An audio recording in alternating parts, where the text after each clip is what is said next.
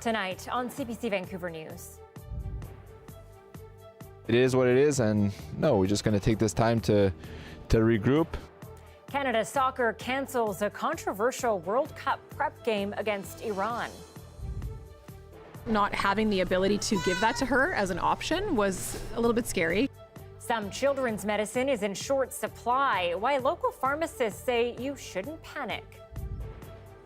I heard a pop and a bunch of smoke, and they told us to go. Plus a deadly ammonia leak in Kamloops. This is CBC Vancouver News.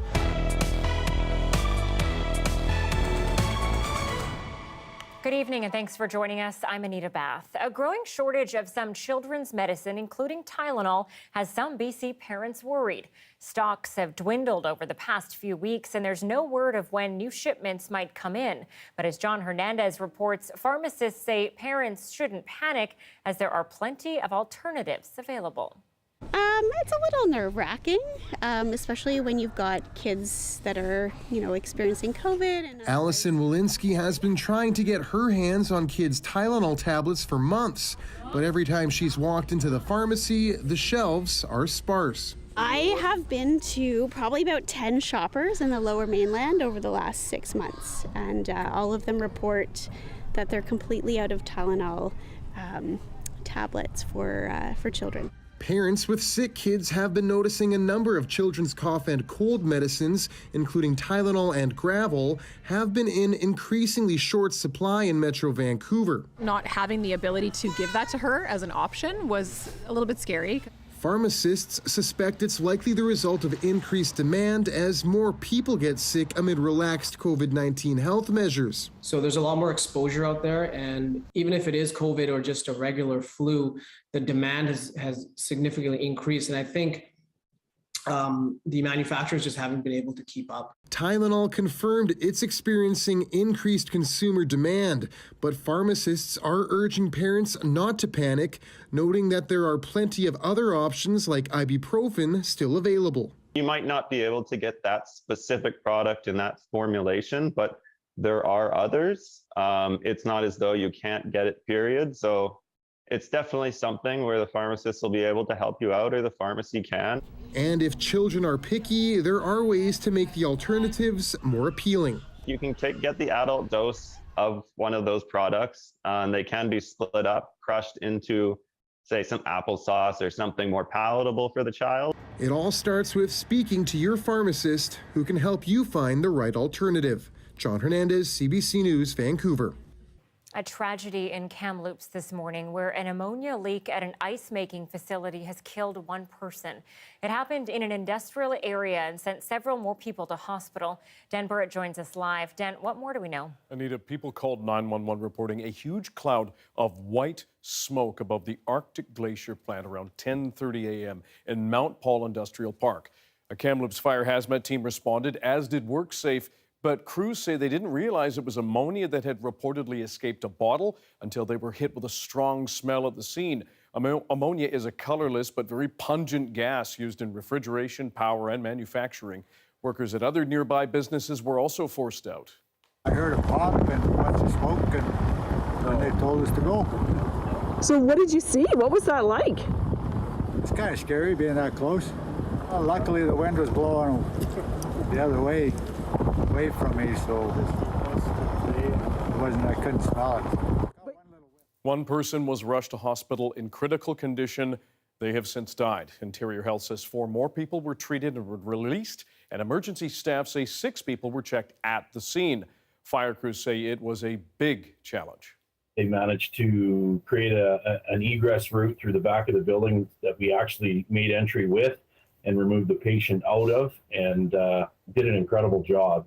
It's just unfortunate the situation didn't end with a better result. We don't yet know much about the person who died, though Chief Kale tells the Canadian Press the victim is believed to be a man in his 60s. The RCMP is now looking into what happened with help from the coroner as well as WorkSafe. Anita. All right, Dan Burrett live for us tonight. Thank you, Dan. Two seniors have suffered life-threatening injuries after they were hit by a car in Abbotsford. The 88-year-old man and 85-year-old woman were taken to hospital after the collision, which happened just after 1 p.m. at the intersection of Ware Street and Burquin Crescent. Abbotsford police say the car driver was uninjured and remained on scene. Anyone who witnessed the crash is asked to contact Abbotsford police. And a man shot on Saturday in Surrey's Whalley neighborhood has died of his injuries. The Integrated Homicide Investigation Team is now involved. The shooting happened on Saturday morning at Grosvenor Road, 2 blocks from King George Boulevard. Officers arrived to find 58-year-old Michael Gordon Brown of Surrey badly hurt.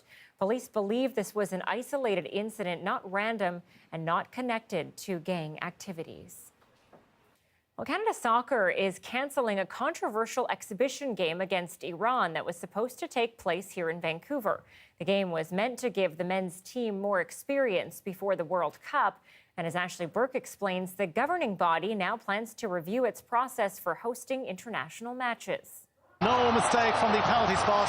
A controversial friendly suddenly called off after public anger, saying the game had become significantly divisive. Today, Canada Soccer backtracked from hosting Iran's men's national team. We are happy that they corrected the bad decision that they made. At the center of the calls for action, families of victims who died on Ukraine Airlines Flight 752. Iran's Islamic Revolutionary Guard Corps shot down the plane, killing 176 people, most on their way to Canada. Experts say that same branch of the military controls all sports clubs in Iran. It's important for us to cancel any kind of relationship with the Islamic Republic of Iran. They have no place in this country when our loved ones are buried in cemeteries. Canada Soccer said it had the best of intentions, that the match was a good one to prepare Team Canada for November's World Cup. Iran is 21st in the World Soccer rankings. Canada is 38th. Iran has always struggled to book friendlies ahead of the World Cup. And I think Canada Soccer should have known this, and I think Canada Soccer should have anticipated the blowback that would occur. The soccer organization says it's working to refund ticket holders for the almost sold-out match and promised to review its protocols as Canada searches for a new opponent. Ukraine already raised its hand. It's ranked 24th and says the money would go towards its humanitarian needs for Ukrainians affected by Russia's invasion. We have not yet officially requested Canada Soccer Association, but they are our neighbors. They're not far from the embassy. I'm happy to walk there and ask them if they are ready. The head of Iran's soccer team had said that Canada Soccer was going to pay its football federation $400,000 for this match. Today, Iran's Deputy Minister of Sport announced he'll be seeking damages. $10 million, he says, for Canada Soccer breaking its contract. Ashley Burke, CBC News, Ottawa. And members of Team Canada were ready and eager to use this match as prep for the World Cup. And while they understand the cancellation, there is disappointment. Our Lawrence Watt went down to UBC where the Whitecaps train. He's getting reaction tonight from one Team Canada player. Players with the Canadian national team were hoping this would be an important chance to warm up ahead of the World Cup in Qatar this November. However, with the game now cancelled, this represents another missed opportunity. It's tough. I know that we were looking forward to playing a world-class team, but you know, it is what it is, and no, we're just going to take this time to regroup, take advantage of this long window we have to work on anything we need to work on and make this team even better. Despite the game against Iran now cancelled, there are still other matches to look forward to. Yeah, we're here to give Vancouver a show. Let them cheer us on because they haven't been really a part of this World Cup process so far and in a long time. So, I mean, happy that we can be here in front of my home crowd. So, you know, it's going to be great and I'm looking forward to it. Canada's next game will be against Curaçao on June 9th at BC Place. Lawrence Watt, CBC News, Vancouver.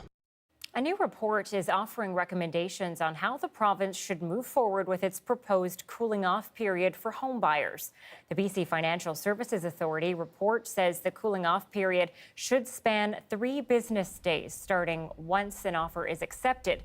It also recommends a period of 5 days after a property is listed where a seller can't accept any offers. The advice comes less than a month after the legislature bill passed and introduced the cooling off period.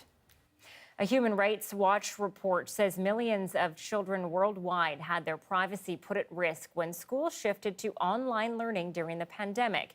It says many online education platforms allowed students' personal data to be shared with advertisers. And as Yvette Brenn reports, the discovery has left one family in Port Moody feeling at risk.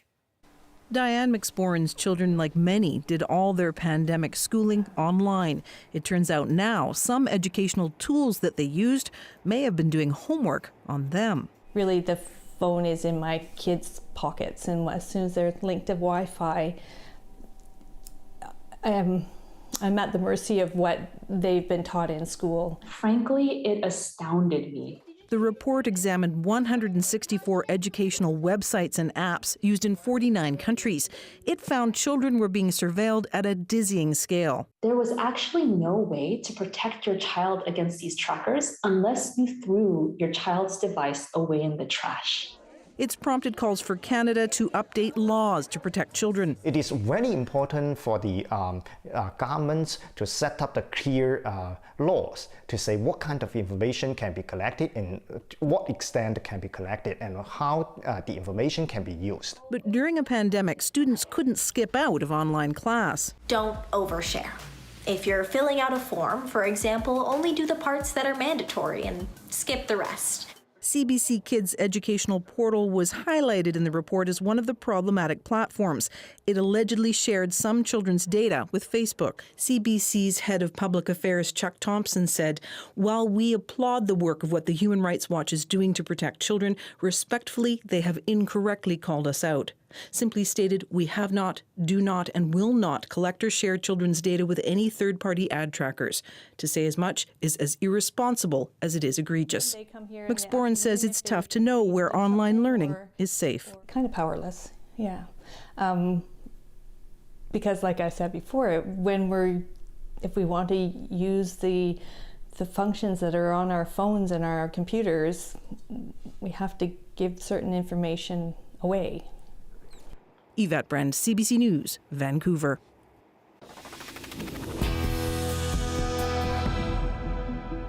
Videos have emerged from Tuesday's school shooting in Texas that show parents imploring officers to storm the building. But as Mukta Gabriselasa reports, police say tactical units were needed to start an assault and that the rescue operation was immediate. A warning, some of the details in this report are disturbing. Frustration and anger. Parents seen in this video outside the school wondering why the police officers they see are not going inside where the shooter is. Just a warning, this video may be hard to watch.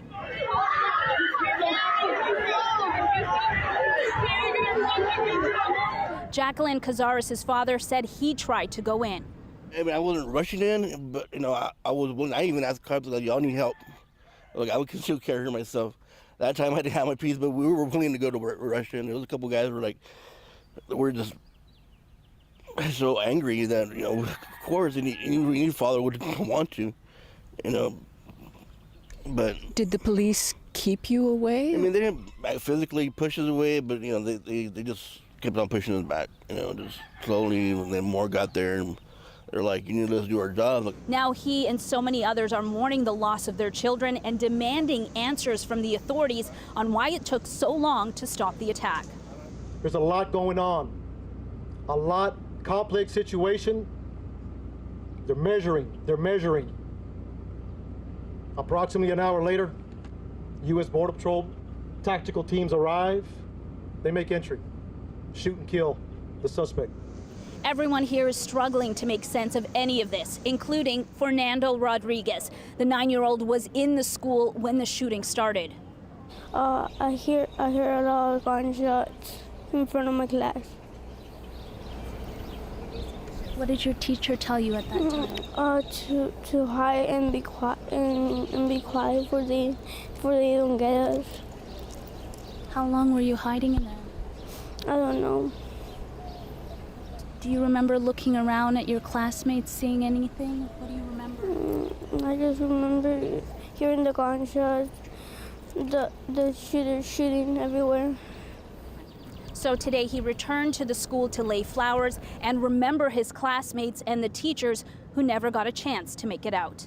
Magda Gebrselassie, CBC News, Uvalde, Texas. Ukrainian officials say their forces in eastern Luhansk are in danger of being surrounded and are retreating to fortified positions.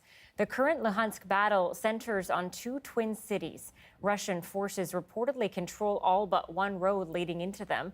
Luhansk is one of the two Donbas provinces where Russian-backed separatists rebelled before the war, and that now is the area that appears to be its central war aim. Ukraine says 40 towns have been shelled in a 24-hour span, and they estimate 8,000 Ukrainians there are now prisoners of war. All right, we have much more coming up in our show after the break, including a look at how one Indian immigrant to BC turned a struggle into a thriving business. Stick with us.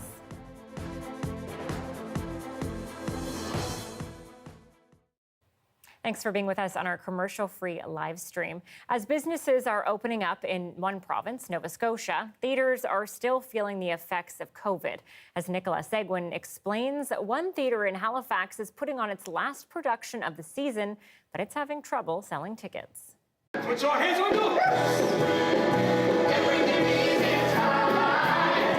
They have the stage, the costumes, and the cast. All they need is a full house. We have a show that the audience is going crazy for, but we are noticing that our numbers are down from what we projected because, of course, Omicron came into play after we had programmed and started work on the show. Even though Neptune Theatre is open once again, they aren't seeing the ticket sales they expect and need. The Rocky Horror Show premiered on May 3rd. But crowds for the beloved musical have been between 150 and 350 people in a theater that holds much more. It's a far cry from the sold-out shows pre-pandemic. When you have people close to you, masked as they are in the theater, it still makes people a little nervous. The theater is keeping some COVID precautions like masks. On Sundays, they require proof of vaccination and space out the seating. We're doing all we can, and we are learning, all of us in the audience, to live with it. Those who have attended the show so far gave rave reviews, but it closes on June 26th, and Webb wants to see more people remember what they love about theater. They're talking about how amazing it is to be back and how they'd forgotten what it was like to be in a room of people with that energy coming from the stage, that the music, the dancing, the acting, the joy, the laughter. Neptune isn't alone. The hesitancy to return in person is being felt across the industry. Eastern Front Theatre in Dartmouth has also recently reopened. It's hard for us to just get people in the door. You know, we're looking at our budgets and it's just sort of, it's a little bit terrifying actually. Eastern Front just opened sales for their first in-person festival in 2 years. But McCormick says the uncertainty is difficult. With COVID, you just truly don't know. So there's nothing to rely on. There's nothing that makes me feel confident about anything except, you know, the caliber of the work we're doing. But in terms of audiences, you know, those are really personal decisions that I think people are making.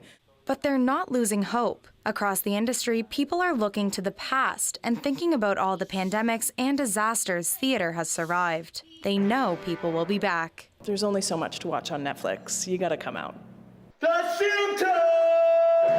Nicola Sagan, CBC News, Halifax.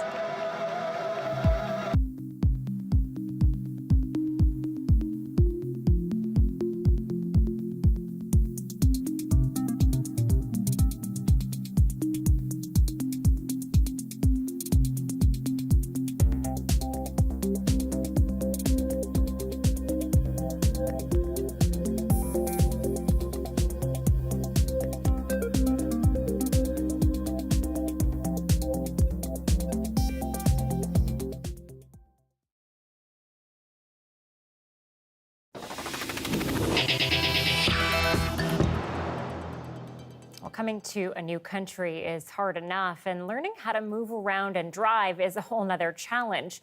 Jojo Kurian is a driving instructor trying to bridge that gap for new immigrants. He's the next subject in our series highlighting Asian Canadians during Asian Heritage Month. Take a look. A lot of people are struggling with the driving license. Nobody's giving the proper training for them. Well, how do you feel being a driving instructor? I'm happy. Means I am feeling somebody passing the first time. They're crying, you know, I am sharing the happiest moment in their life, you know.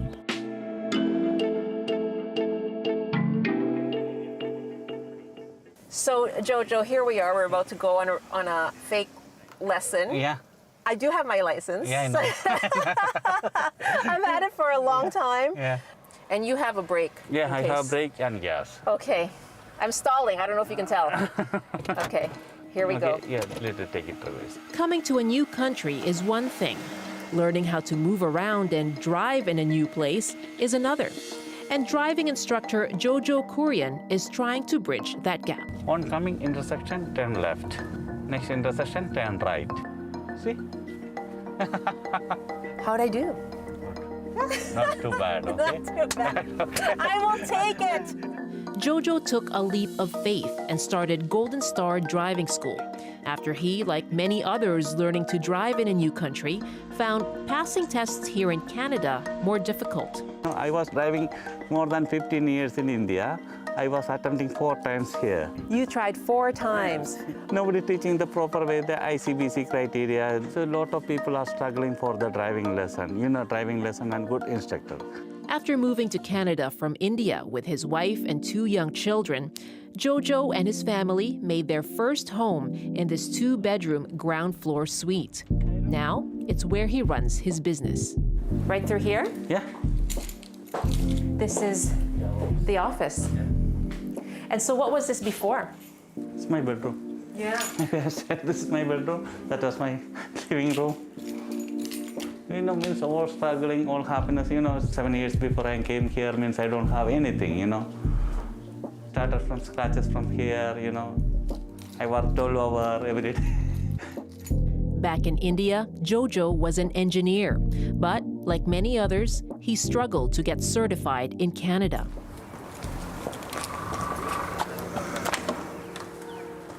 After a few years, Jojo's family moved to this new and more spacious home. It was a sign they were getting settled, but the start wasn't easy. When I arrived, I can tell you I came April 11th, 1988. Like, do you remember the date when you arrived? 2014, December 16. So you come out of the airport and you see snow. That time was snowing, I know. When I landed at the airport, first time in life I was seeing the snowing.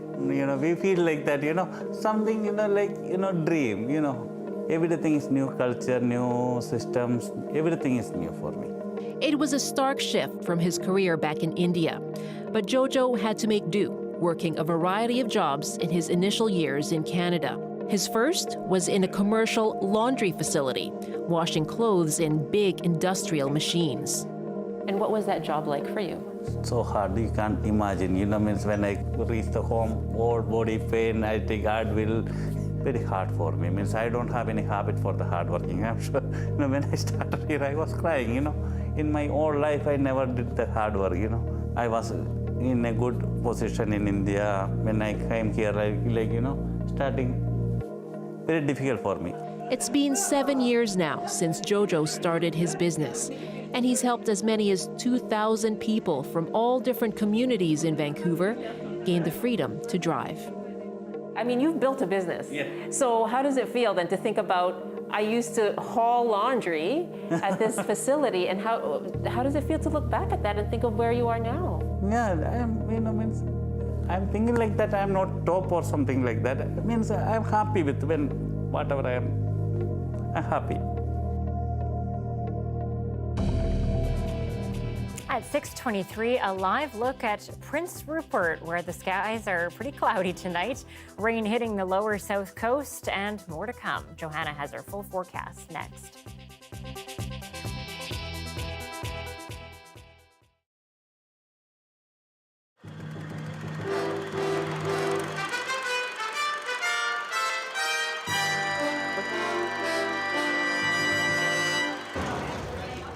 Welcome to Canada. Off the boat, or rather the Alaska cruise ship, and into the capable hands of the first Canadians they see. Hi folks, can I get your cards please? Folks, have all your luggage? Thank you very much. Last month, these customs officers were at university.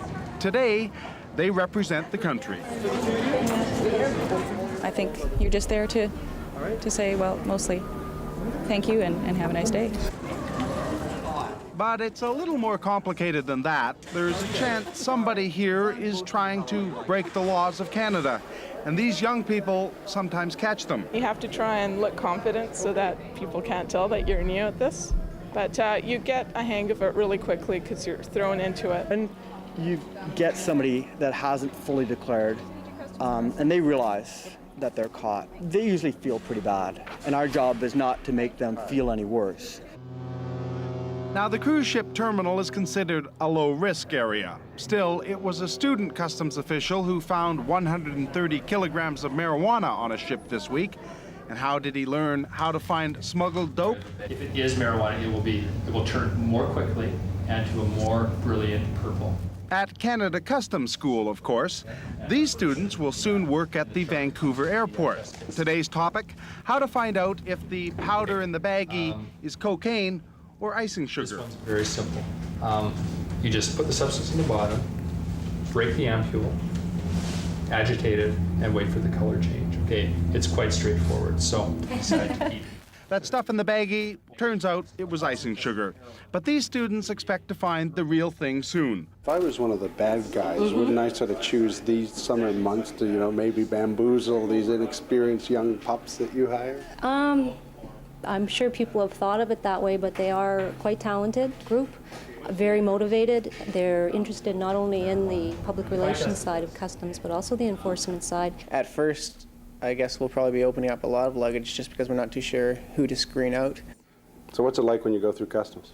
It's a pain in the ass. So what's it going to be like? So what's it going to be like now that the shoe's on the other foot? I have a lot, when I come through customs again, I'll have a lot more respect when I come through. And the hope is everyone else will have more respect, too. For the CBC Evening News, I'm Bob Nixon in Vancouver.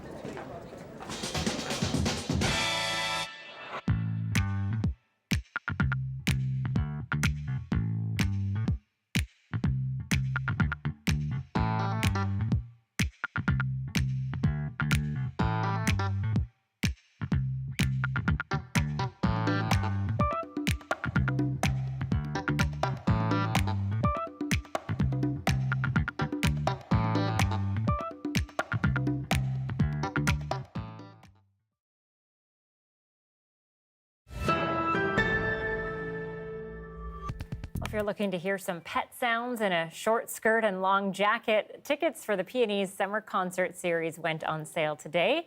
The nostalgia-inducing lineup features the Beach Boys, the B-52s, Cake, Nelly, and TLC with Shaggy. Ticket pre-sales start today and open to the rest of the public tomorrow. Concert goers will need a separate Peony Gate admission ticket to access the fairgrounds. Okay, so I definitely need tickets to Nelly, Shaggy, Nelly and Shaggy, it's Shelley. But also Steve Miller Band, The Joker, one of my favorite songs. What about you, Jo? That is where I think our unions cross. We'll both go see that together. I'd be in it for Cake. That's where I got to get tickets to, yeah. So, good concert lineup. Anita, though, I've got to tell you, I'm potentially going to the concert event of the season this Saturday. Thomas the Tank Engine in Squamish. Yep, got tickets. I know, pretty big deal. I feel like that is a really big deal and probably the concert of a century for a boy like Wesley. Yeah, exactly. Lots of fun coming up for the family. We just have to get the weather to hold. So let's see what I can do. Starting off with the showers that are falling right now across Metro Vancouver. We are getting back into a bit of a showery and cool setup. Check this picture out though. From Jason Osterhold in Chilliwack last night, catching a sundog. You can see that little rainbow just off to the side of the sun. There's an equal distance one on the other side, thanks to high altitude ice crystals. So yeah, nice capture there. Low pressure though moving in as we speak. We saw a few showers earlier today. Things are ramping up though as this low moves in. So looking to get wet through the overnight, and that's going to spread across the interior as well. Look for temperatures to be a little on the cool side over the next couple of days. I know it's been nice to be seasonal, but getting back down to 15 tomorrow. Hoping for some afternoon sunny breaks to end your Friday.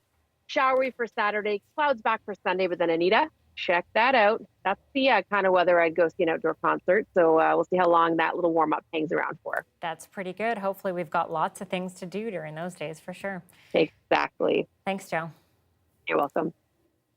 Well, American actor Ray Liotta has died at the age of 67. Liotta broke through with the film Something Wild in 1986, and then his star rose with Field of Dreams in 1989. He's probably best known for his role as a mobster in the crime classic Goodfellas in 1990. The award-winning actor made more than 100 films and TV shows during his decades-long career. Liotta leaves behind a 23-year-old daughter. He was also engaged to be married. A big loss for Hollywood, for sure. Thanks for watching CBC Vancouver News tonight. We'll see you back here tomorrow. Good night.